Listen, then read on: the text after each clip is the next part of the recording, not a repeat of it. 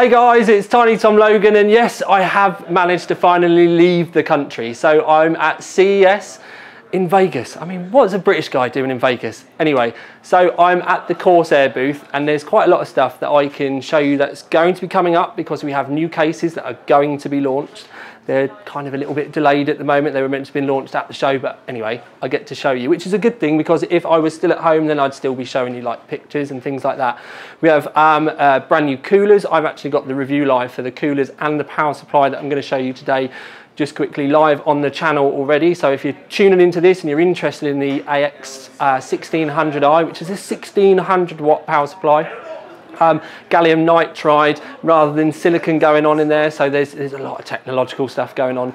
But Corsair have also finally launched a 360mm AIO, and we have a new 280mm AIO as well. And like I said, I have tested them already. The review is live. The 280 is incredibly quiet, and the 360, it just ramps that performance volume up. But you can also run them at low fan speeds. Anyway, you can see they've got some really funky stuff going on behind me, and I've had to bring all of my kit, and then we've got this horrible white light and stuff. And if I'm honest, I'm a little bit out of my comfort zone where I'm not at home and I'm having to film all this stuff kind of on the ad hoc. But hey, it's my first show, so I suppose I should show you around. Okay, so just a quick one just to show you this. This is the H11 Pro RGB. Now, if I turn the light down, you can see that we've got the RGB backlight around here and then a cutout and with the logo on.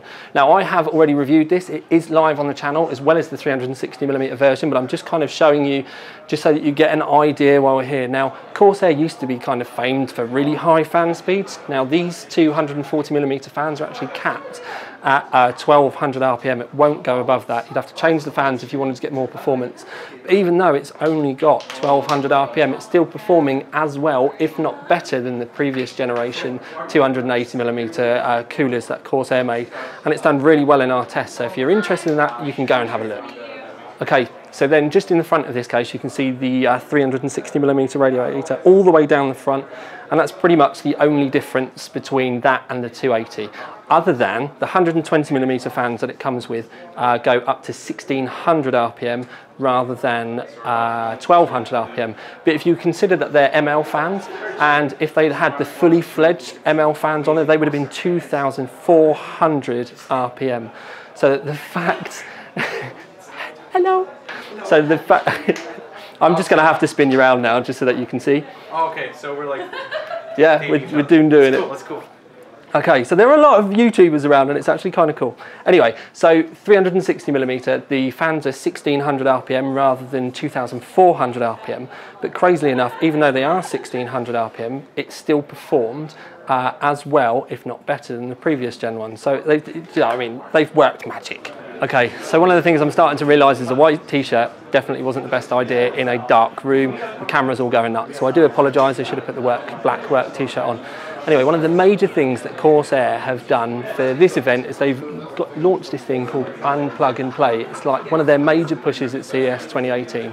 And essentially, it means we've got wireless mice, wireless keyboards, and there's wireless charging going on as well. Now, the wireless side of it, I do need to say it's 1 millisecond, and that's 2.4 gigahertz Wi-Fi, but there's backup with Bluetooth as well, depending on the devices that you use. The Bluetooth, I think they said it was 6.8 milliseconds, but don't forget that's Bluetooth, and it is Bluetooth 4.2 as well, but you can also still play with a wired cable as well. But I want to take you in and I want to show you some of the stuff, and so you can get a little bit of a better idea for it. So I know you can hear stuff in the background, but this is the new K63, and the weird thing about it is I can pick it up and move it around and I can show you. Now I'm going to turn the light down so that you can get a better idea of all the lighting and everything on it. And this is set up at the moment, hooked up with 2.4 gigahertz Wi-Fi. It is 10 keyless. They're not saying that they're not going to do a 10 key one, but this is the one that you've got to start off with. And when I show you further down, you'll get a better reason you'll get a better idea why. There's several layers of lighting that we can go through. You still get your media keys at the top. You still get the volume keys up on the top. Although they've got rid of the scroll, and I used to really like the scroll. The wrist rest is removable as well, but I don't want to put it off because this is quite literally the display one. Now, I know I'm not showing you this like perfectly in the middle, but I'm trying to film as best as I can on my own. But you get the idea. Like I said, this is called the K63. Okay, so this might not seem like a exciting thing to show you with a mouse mat, but essentially what we've got is we've got the new mouse, which is wireless and Bluetooth as well. Like I said before, they've got all the encryption side of it sorted out. It's also got a brand new Corsair exclusive sensor in it. And this is I keep having to read it, but it's the Dark Core RGB SE. And you can see on the bottom you've got a power switch. You can also switch between the 2.4 gigahertz Wi-Fi and the Bluetooth mode. But like I said, you can still play with, if I show you, you can still play with a wire if you want, and you can charge it that way as well. But if you have the M1000 I want to say keypad, but mouse pad, then this has a wireless charging section in it as well, and you can charge the mouse wirelessly as well. And when I move it up to the top corner, the light will eventually go white. I have to get it in the right place, but the light will go white. I think I might have to leave it still. And when the light flashes white, it's actually wireless charging as well. And the other cool thing is as well, is if you have a device like I have, you can charge your phone with it as well. And you can see instantly my phone has started charging. And anything that's, I cannot remember the specification, but essentially if you've got a Samsung phone or anything that uses the same sort of version of charging as Samsung phones do, your mouse pad can do it.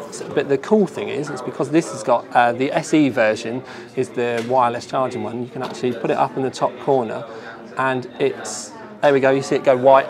That's now wirelessly charging. So you could go AFK for a bit, put your mouse up there, and from a completely flat battery to fully charge, it's just over 2 hours. If you want it to be, if you want to do it separately, you can do it with a cable, but the thing is with the cable, it doesn't charge any quicker.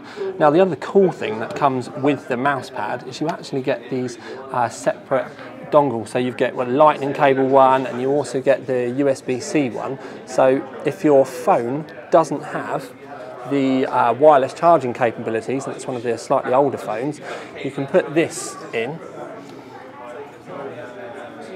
and you can see it's now charging as well. And this all comes with the mouse mat.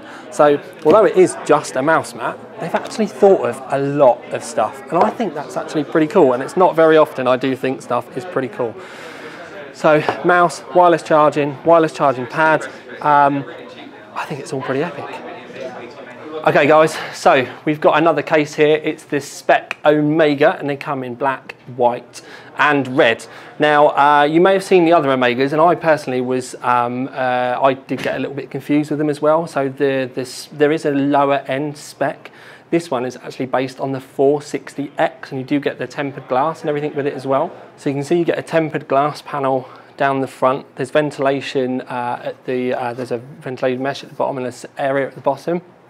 But it's more that little kind of hint to the RGB on the inside. There's a large mesh panel at the top. So you can see the large tempered glass side panel, and where it is based on the 460X, as I said, you can get a 360 in the front. There's 2 fan mounts in the roof for 120mm fans or 140mm fans, and then everything else is pretty much the same. So they've just got that spec body kit, angular kind of design going on the outside to give it a different twist. Okay, so I know the light is not great here, and I can't really do much about it. I've got the light on the camera turned up as much as I possibly can. So this is actually going to be one of the new cases that you're going to be seeing hopefully pretty soon after I get home. It's going to take time, we don't know. But anyway, it's the 500D. You've got the 500D on the right with the aluminium front, and then you've got the 500D SE on the left, and that's with the tempered glass. It's actually a really nice curved tempered glass front. Okay, so you can see the curve on the front of this. Now this curve is the reason why it's actually late. We thought we were going to have samples for Christmas, but anyway, they're having some issues. So hopefully it will be sorted as quick as possible. I don't know whether they're going to launch the non-curved, the aluminium front one first or not, but we'll just have to, you know, sit and hope and wait and pray. Okay, so the side shot view. Now I can actually open the case up for you, and as I said to you about the Speck Omega, being based on the 460X. The 500D is actually loosely based, or pretty, closely based on the 570X. They're telling me that there's a little bit more height in the top, so you can fit an AIO in the top if you want as well, but the rest of it's pretty similar. If you're getting all excited about the vertical GPU mount, apparently that's going to be an optional extra that you'll be able to buy, hopefully by the time the case gets launched. Okay, so the final bit from the booth is essentially the AX1600i. Now I have reviewed this already, I had it on the load tester as well. So if you want to go to the channel, take a look, that you can do. Essentially, there's been a switch from silicon to gallium nitride. 1600 watts, they've managed to make it smaller. Now, like I said, it is on the channel, but it's not very often, because I don't take mine apart very often, that you actually get a chance to have a look of what's inside. Now it's actually this section just up here that they've managed to make it like 20 millimeters shorter, and the amount of stuff that they were telling me about that they can make this even better and even more efficient. So this is just like the start of their gallium nitride journey.